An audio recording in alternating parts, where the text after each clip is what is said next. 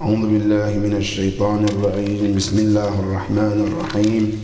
الحمد لله رب العالمين، ثم الصلاة والسلام على أشرف الأنبياء والمرسلين، سيدي وحبيبي ونور قلبي، طب القلوب ودوائها وعافية الأبدان وشفائها ونور الأبصار وضيائها، أبي القاسم محمد. اللهم صل على محمد وآل محمد وعلى أهل بيته الطيبين الطاهرين المعصومين الذين ذهب الله عنهم الرجس وطهرهم تطهيرا.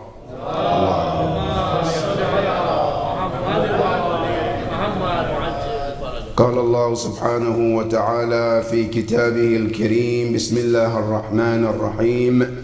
يا أيها الذين آمنوا اتقوا الله ولتنظر نفس ما قدمت لغد واتقوا الله إن الله خبير بما تعملون. صدق الله العلي العظيم. اللهم صل على محمد وآل محمد. عباد الله، أوصيكم ونفسي بتقوى الله.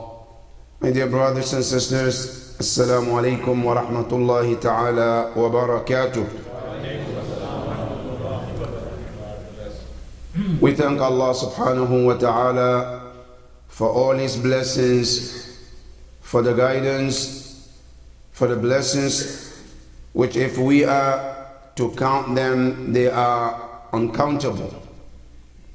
Ya Allah, how much can we thank you for the blessing of a day like today, when we wake up in the morning and we found ourselves alive, when some people, you decide to take their lives away.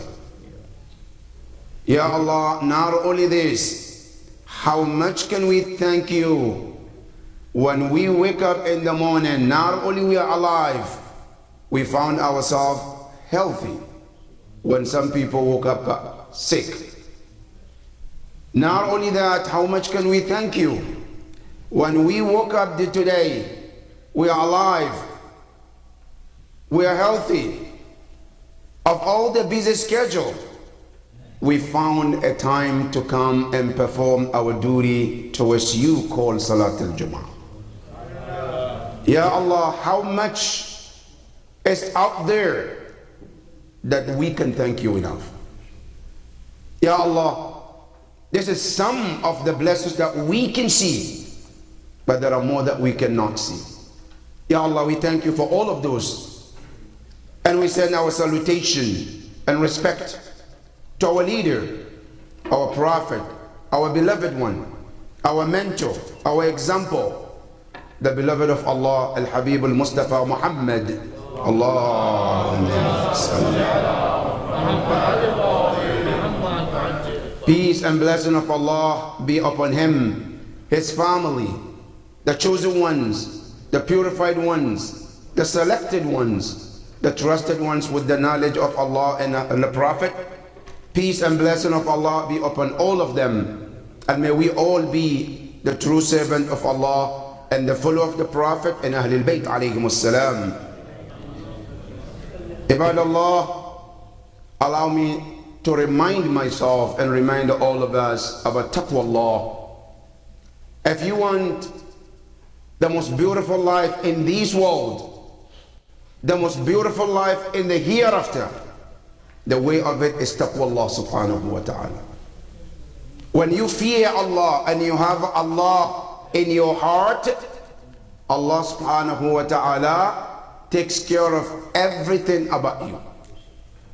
There are two things in our life which is troublesome for every person. One is to be sorrow about things you hope to have and you never got it. People worry about it. I want something, I work for it, anticipating it, but it didn't happen. Then you kept me what? Trouble, sad, worry. Two, I have things I'm hoping to have in the future. I'm planning. I hope it's gonna come. I'm fearful. Would it happen? It wouldn't happen. How can I navigate between these two? Not to worry about the past, not to be also fearful of future. The only way out, when you put that trust in the hand of Allah. When you trust Allah subhanahu wa ta'ala, that, oh yeah, Allah, you control everything. You know the best for me. If I didn't get it in the past, it's because there is a wisdom I don't know about it. Ya Allah, the future, what I've anticipated, is in your hand. If it's good for me, you will make it happen for me. That's why Allah told us in the Quran, Ala inna awliya Allah la khawfun alayhim wa la hum yahzanun. The beloved of Allah, the beloved ones of Allah, they don't have anything to fear in the past, nor to worry in the future, because they know all is in the hand of Allah. And they know Allah will always do nothing but good for them. That is why taqwa Allah is very important. And not only in this, our journey to Allah, this trip to Allah, it needs some provision. The best provision to Allah is taqwa Allah. وَتَزَوَّدُوا فَإِنَّ خَيْرَ الزَّادِ التَّقْوَى. Allah said, take provision towards your akhirah, towards your barzakh. But what is the best provision? Allah said the best of all is taqwa Allah. Ya Allah, give us taqwa, Ya Rabbal Alameen. Ibad Allah, our topic today is about al-muhasaba, self-accountability. As we know, the end of Ramadan is coming closer. And I know many of us are preparing to make sure that we celebrate, we enjoy this day that is coming. But before you do that, there is something you need to know from your Mawla, Al-Imam Amir al-Mu'mineen salawatullahi wa salamu alayhi.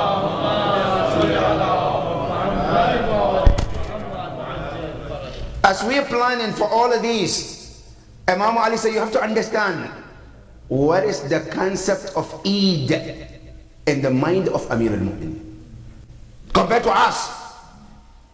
Many of us, when we think about Eid, is the first of Shawwal. I dress well, nice, smell good, come to Eid, perform Eid, and that is what we call Eid.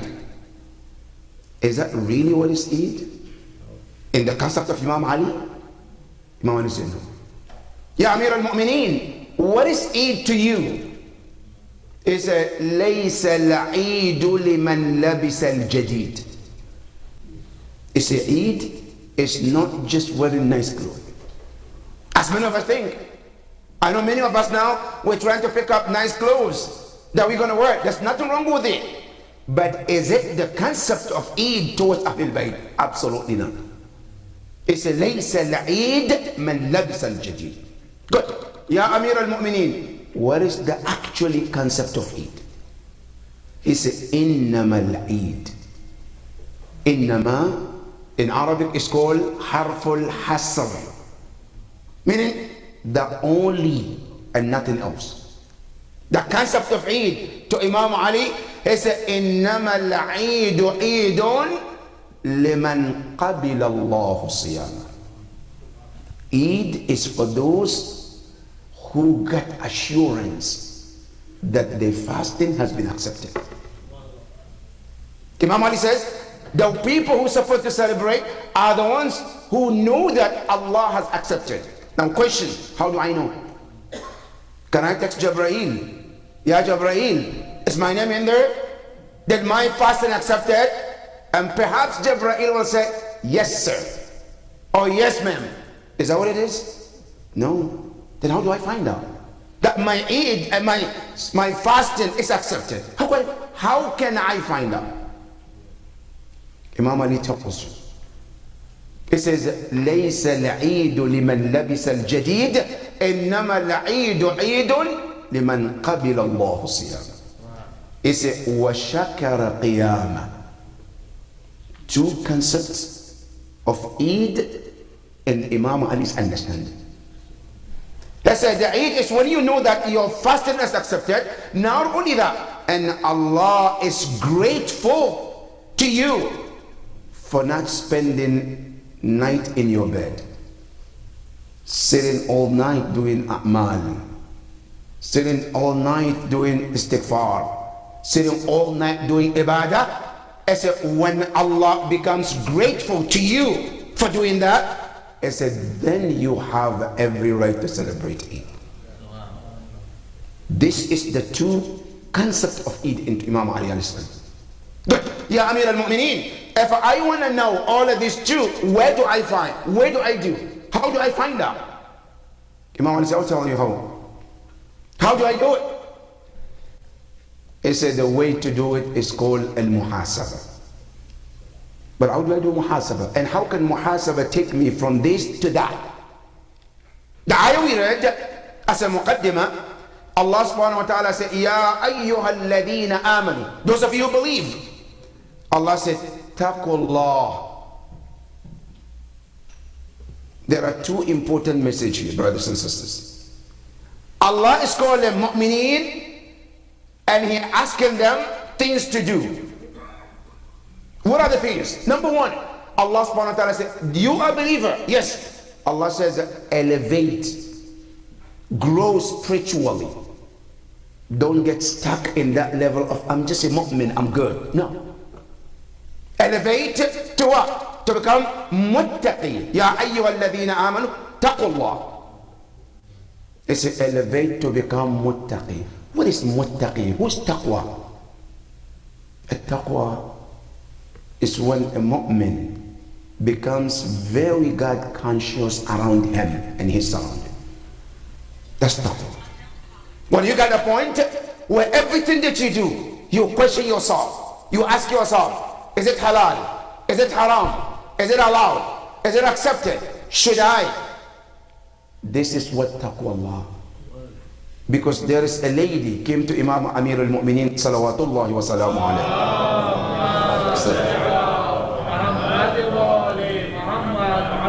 And she said to Imam Ali, Ya Amir al-Mu'mineen, sifli at-taqwa. Can you describe me a taqwa in my level? I'm not educated. I'm not philosophical. I don't understand taqwa in that level. But I want to understand in my level. Can you give me that understanding? He said, Bella.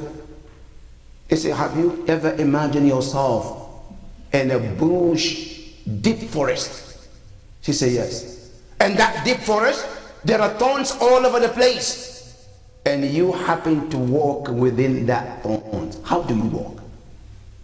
She said, Ya Amir al-Mu'mineen, when I lift the foot, I'll make sure it's clear from the thorns before I put it. Say that, Allah. When you are living a life of sins all around you, right? You can fall into sin in every moment, and you're cautious to make sure that whatever you do is accepted by Allah. That is taqwa. That's not taqwa. So Imam Ali alayhi salam, he defined taqwa to us and said, taqullah. He said, have Allah in mind, whether in public or in private. Fear Allah when you are among the people or you are in. Then he said, number two, وَلْتَنْظُرْ نَفْسٌ مَا قَدَّمَتْ لِغَدٍ. Let every soul, male or female, he said, let it look what he or she has prepared for tomorrow. What does he mean? I mean, as a mu'min, I have to have a time where I look at myself and say, today, if Allah is to call me back to the barzakh, today, if Allah subhanahu wa ta'ala to ask me, I'm going to take you today. Am I prepared for that life of barzakh? Am I? If you are, then good luck. If today, just one example, brothers and sisters, you're working.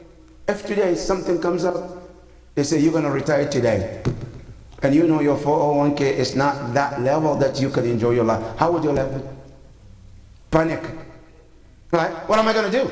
Whatever I have is not enough. Right? Now, if I have a full retirement, and then they tell you that inshallah tomorrow you retire, what is it? Say, Alhamdulillah, I'm already ready for it. Now, if you are today, Allah to tell you, I'm calling you for retirement tomorrow, and you have enough for 401k with Allah enough for you to retire with Allah tomorrow? That's the question. Allah said, if you don't, I said, this is the time you have to look into what you have done and preparing for that journey with Allah subhanahu wa ta'ala. وَلْتَنْظُرْ نَفْسٌ, every soul should look into it. مَا قَدَّمَتْ, what he or she has prepared for what? For tomorrow, يوم القيامة. Allah subhanahu wa ta'ala says, if you do, and then he says, وَاتَّقُوا اللَّهِ, fear Allah. Then Allah subhanahu wa ta'ala says, إِنَّ اللَّهَ خَبِيرٌ بِمَا تَعْمَلُونَ. Allah says, I'm very aware about every details of what you do. Whether it's good or bad, Allah said, I know it, I recorded it, I have it. Because remember, in Surah Al-Zalzala, what did Allah tells you? He said, يَوْمَ الْقِيَامَةِ, when you come, he said, فَمَنْ يَعْمَلْ مِثْقَالَ ذَرَّةٍ خَيْرًا يَرَى. When you come يوم القيامة, don't underestimate any deeds that you may do. If it's good, Allah said, you will see it. If you come Yawm al-Qiyamah and you have an atom of a deed of evil, Allah says you will see it.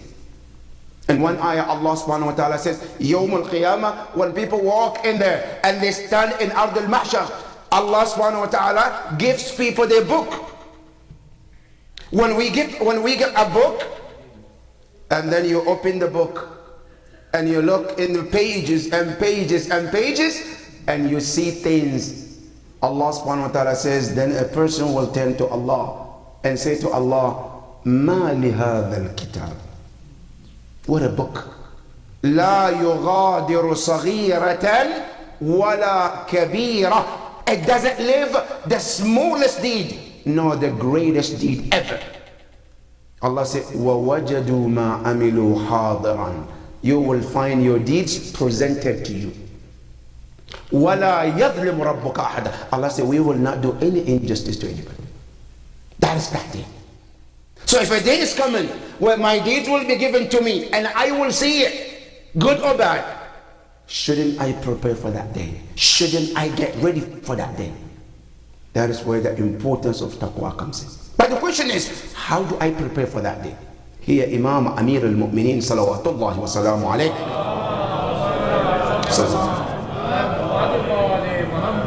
He tells you, as أيها الناس حاسبوا أنفسكم قبل أن تحاسبوا.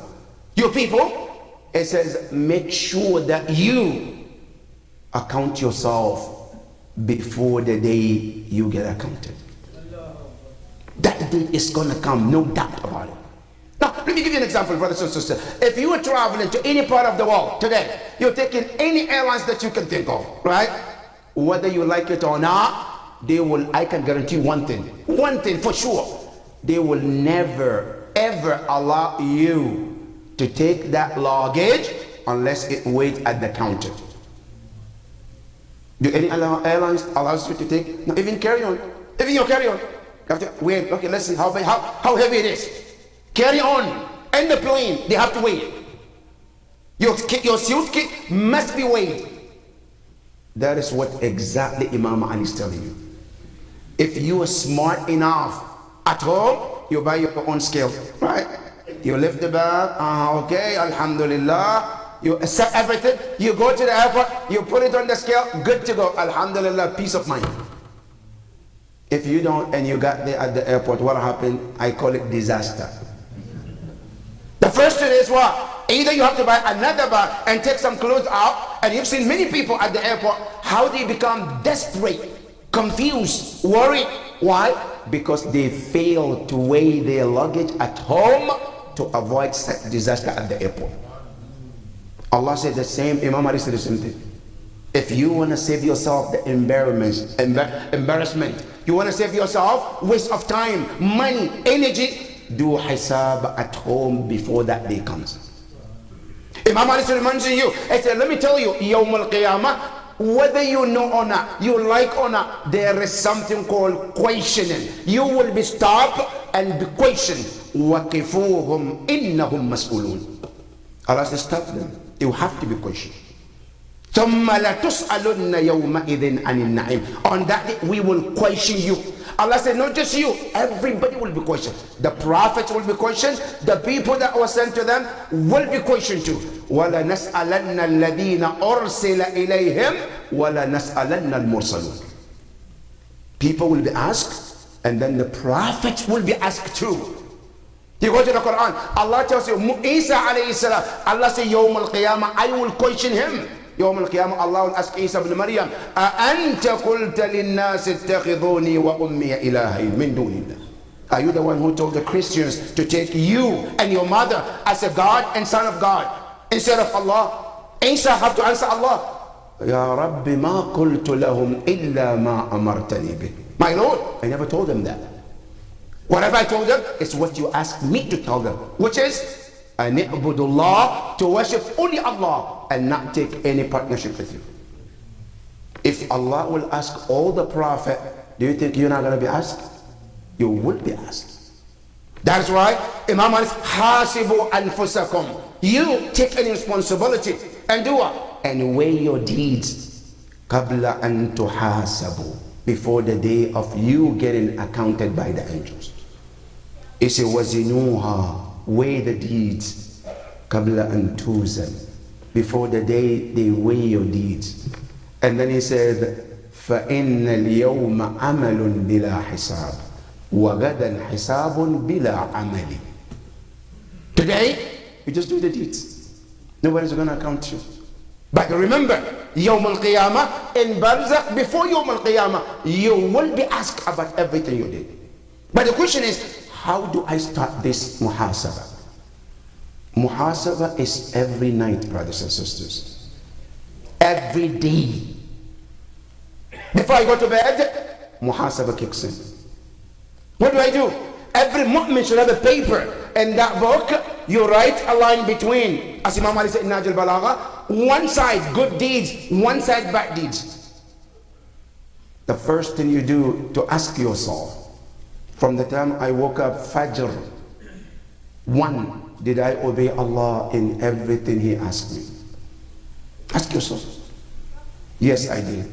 Like what? My Fajr, did I pray on time? My Dhuhr, was it on time? My Asr, was it on time? My Maghrib, Isha, was it on time? You have to ask yourself. If all the answers were yes, yes, yes, yes, then that is something to congratulate yourself and thank Allah for that tawfiq. Because every time you obey Allah, don't think that you are the good one. Remember that it's the tawfiq of Allah upon you is what led you to be good. Last night we did dua of Imam Zaman.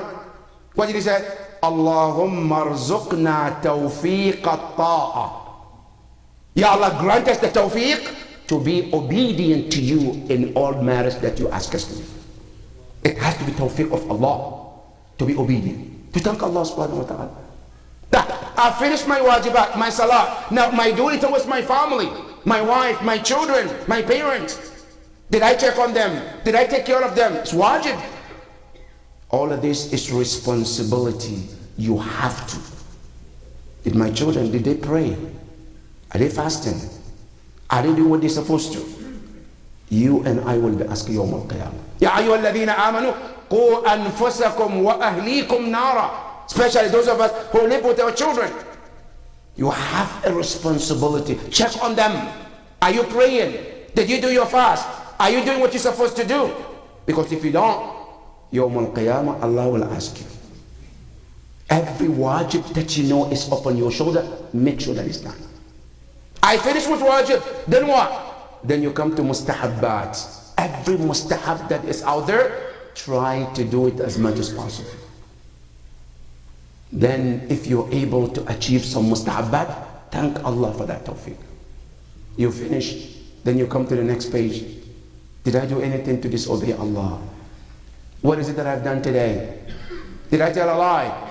Did I neglect my salah? Did I neglect my responsibility? Did I hurt someone? Did I do something good? Whatever you do good, make sure that you record it to remind yourself. If you have any bad deeds, that is how you turn to Allah and immediately do istighfar. Now, as we coming closer to Eid, next week like today, if Allah gives us a life, I might not be in Ramadan anymore. But before I started buying the new clothes, this is the time to do self-evaluation. What is self-evaluation? Check myself before Ramadan. My spirituality, my growth, my closeness to Allah. How was it before? How am I today? If you can see the difference between the beginning of Ramadan and the end of, almost the end of Ramadan, if there is a progress, there is spiritual uplifting. I'm not the same person I was at the beginning of Ramadan.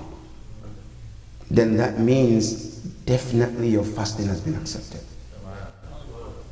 One thing to know, brothers and sisters, is that bottom line for all of us. If you want to know your ibadah is accepted, my salat, my fasting, my ziyarah, one way to do is, if salat is able to bring a change in you, that means your salat is accepted. If Ramadan is able to bring change in you, then that is the indication that your Ramadan is accepted. But if Ramadan, the same person before I started, the same person, then that means there is something wrong with that Ramadan. Because Ramadan and Salat has to bring a change within you. It has to bring something good within you to make you not the same person you are yesterday. That is how you realize if your fasting is accepted. That is what's called al-muhasabah. And on this, Imam Musa al-Kadhim alayhi afdalu salatu wassalam,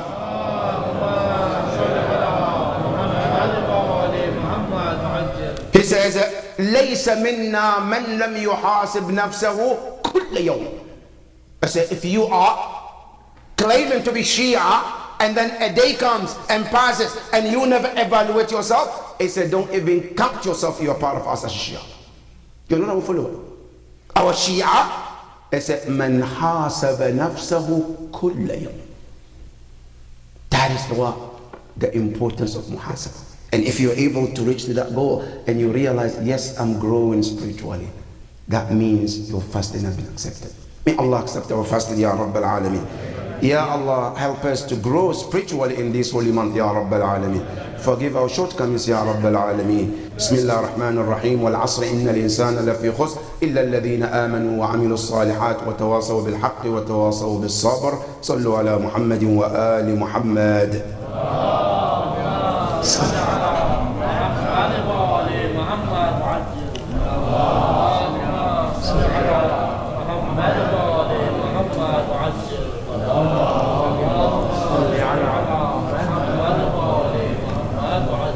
بسم الله الرحمن الرحيم. الحمد لله رب العالمين والصلاة والسلام على محمد وآل محمد.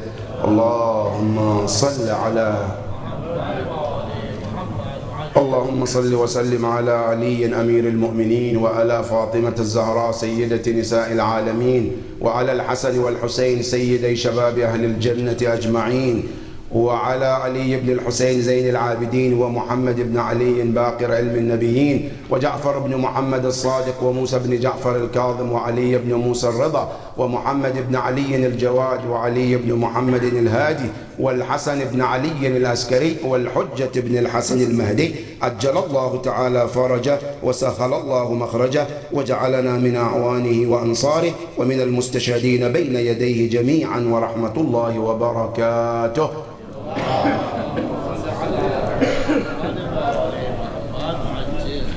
But Allah, one of the events of this week is the Shahada of Imam Amir al-Mu'mineen Salawatullahi wa salamuhu alayhi.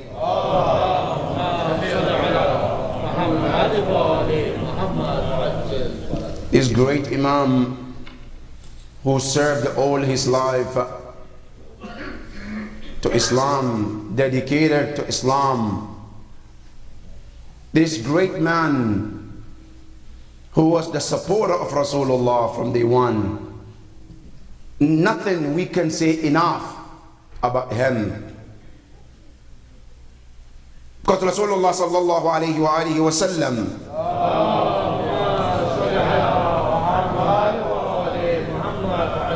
he looked looked at Imam Ali and he said to him, Ya Ali, ma arafaka haqqa al-ma'rifa illa Allah wa ana. Ya Ali, no one is able to recognize you as you deserve except Allah and I. You know, Imam Ali alayhi salam, really when you hear in Dua al-Iftitah, as Imam describes him, it says, وَالنَّبَأُ الْعَظِيمُ, the great news. It's a man your mind cannot comprehend.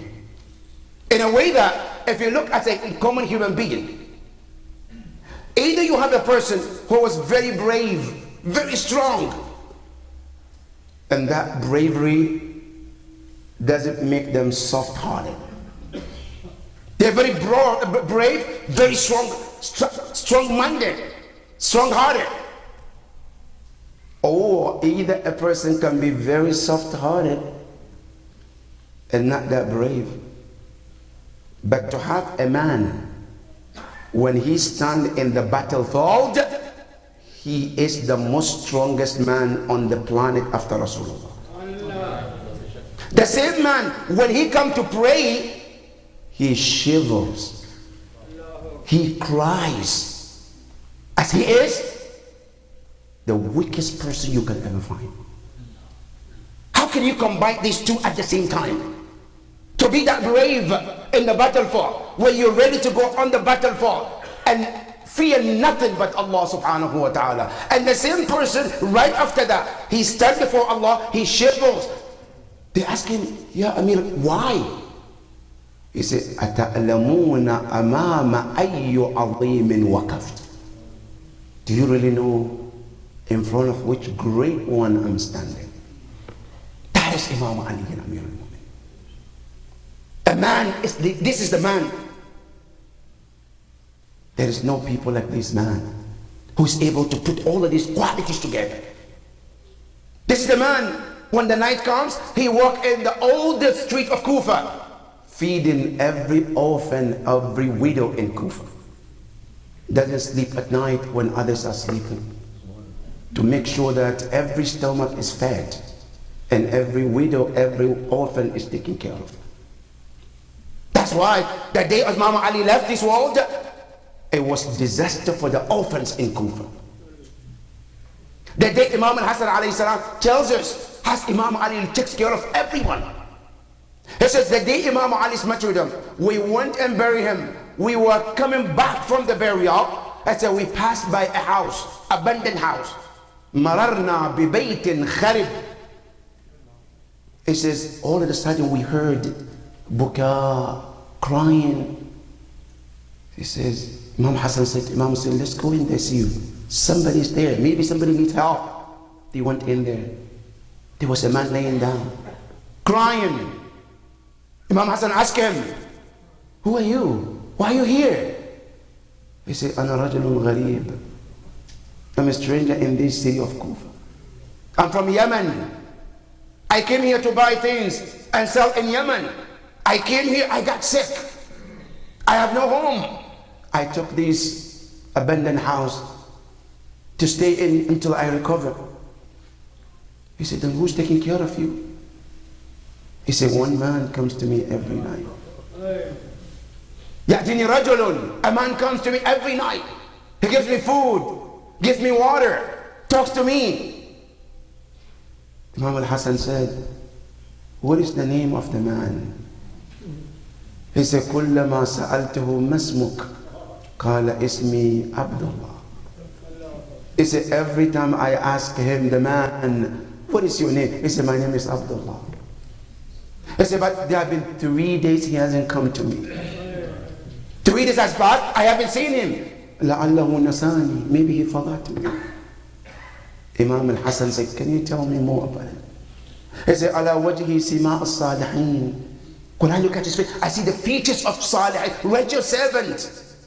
He said, anytime I'm talking, I see his lips moves بذكر. Imam al-Hasan knew immediately who this man was. He says, ذاك الرجل لا ينسى أحد. That man never forgets anyone. It says, صار له ثلاثة أيام مضروب على رأسه. He has been 3 days at home after he was struck. الآن رجعنا من دفنه. We're just coming back from his burial. The man took sand and started rubbing on his face and said, I wish I know ذاك مولاي أمير المؤمنين سلام الله. Never forget anyone in Kufa. That is Imam Ali. Peace be upon him. On the day he was murdered, and peace be upon him on the day he will be resurrected, Ya Allah. The second thing, brothers and sisters, is about, inshallah, on the 17th of March, we're having interfaith here at Idara at 6 p.m. And inshallah, all are invited to join that interfaith, inshallah. And the third, as last night we talked about the school that Idara Ja'fariya is launching this year. This school cannot take place without your help and support. This school cannot take one step without your help. Today, if we think we need a school ever in our life, in this country, now is the most time needed than ever. If you look at the public school, what is happening? You look at our environment, what is happening? We need our school in our community more than ever before. And this can only happen with your help and support. And I hope and pray that, inshallah, we all support generously to take care of this great mission for our children and their future, inshallah. The last not the least, as you know, inshallah, on the 14th of March is known as to be Quds Day. Quds Day is the day to mark as the day of the oppressed one. My dear brothers and sisters, some people may think that Quds Day is only about Palestinians. Yes, the slogan is about Palestinians who are practically oppressed today as we see it.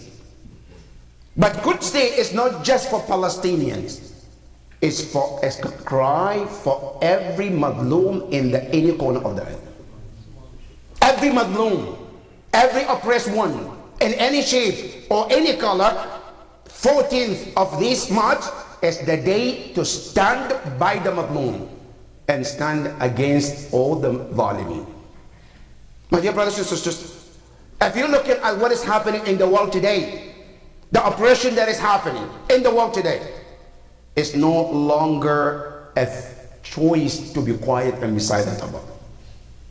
My dear brothers and sisters, your silence, you might think, I don't want to take a place, I don't want to take a position. But your silence is taking position anyway. If you say, I don't want to talk, I don't want to be in trouble, I don't want to say it, okay, that's what you choose. But let me tell you, you being silent is by choice. You chose to be with the oppressed one, or with the oppressor. There's no doubt about it. Not my word, that's the Quran words. If you go to Surah Al-Shams, why did Allah destroy the people of Salih alayhi salam? One person did the killing. One. إِذٍ بَعَثَ أَشْقَاهَا. One man sent to kill the Kaaba. But when the punishment of Allah came, wiped everyone. Why did Allah wipe them? So one person killed. Why did Allah punish the rest? Allah says, فَدَمْدَمَ عَلَيْهِمْ رَبُّهُمْ بِذَنْبِهِمْ. Allah said, we punish them for their sins. Ya Allah, but you just say the one person killed. Say yes, because their silence is accepting what he did. That's what it means. So if we watch operation is happen and you decided not to say anything, then listen to Ahlul Bayt. What did they tell you? When you say فَلَعَنَ اللَّهُ أُمَّةً كَتَلَتْكَ وَلَعَنَ اللَّهُ أُمَّةً ظَلَمَتْكَ وَلَعَنَ اللَّهُ أُمَّةً سَمِعَتْ بِذَلِكَ فَرَضِيَتْ بِهِ. You are no longer different than the oppressor who did the actual killing. If you think your silence means, well, I'm not taking that. You have to. And you cannot be a Shia of Ahlul Bayt alayhim salam when you see oppression and not say anything. Because Imam Ali, we just did his shahada. And Imam Ali in his will, that's what he tells you. Kuna lidh-dhalimi khasma. It says stand against the oppressor in any form or any shape. Walil madhlumi awna. And support the madhlum in any shape. Today we see how unjustly people are being killed left and right. Children in schools are being murdered for no reason. بأي ذنب قتلت. What is the crime of these children? What is the crime of this innocent life are being taken every day? For what reason? And the saddest part, 56 so-called Muslim countries are quiet. Listen carefully, brothers and sisters. بلى ستكتب شهادته ويسألون. Allah say, listen, we will write your testimony that you do. We will write it down. And not only we will write it down, it's a Yawm al-Qiyamah, we will ask you. When you're silent about something that you're supposed to speak, Allah said we will write it. And Yawm al-Qiyamah, we will ask you, why were you quiet about it? Why are you silent? Why didn't you say something? Why didn't you do something?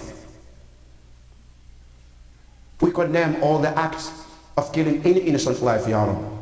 We condemn any type of bloodshed of people who are innocent life in any form or any shape. And we hope and pray that justice prevail and the right is done towards those who are oppressed. And Ya Allah, at this difficult time, these difficult days, we turn to you, Allah, first and foremost. And secondly, we turn to our Imam. And we say, as we read every night, Allahumma inna nashku ilayka faqda nabiyyina. Salawatullahi alayhi wa alih. Wa ghaybata wa faqda nabiyyina. Wa ghaybata waliyina. وَكَثْرَةَ عَدُوِّنَا وَقِلَّةَ عَدَدِنَا. Ya Allah, all of this is happening today. And we pray to you, Ya Allah, to hasten the appearance of our Imam, Ya Rabbi. Ya Allah, as soon as possible, hasten his appearance, Ya Rabbi al-Alamin. Ya Allah, all madlumeen across the globe, Ya Allah, we ask you to help them and bring the end to their suffering, Ya Rabbi al-Alamin. Ya Allah, help us to be the cause of peace, Ya Rabbi al-Alamin. بسم الله الرحمن الرحيم إنا أعطيناك الكوثر فصل لربك وانحر إن شانئك هو الأبتر صلوا على محمد وآل محمد.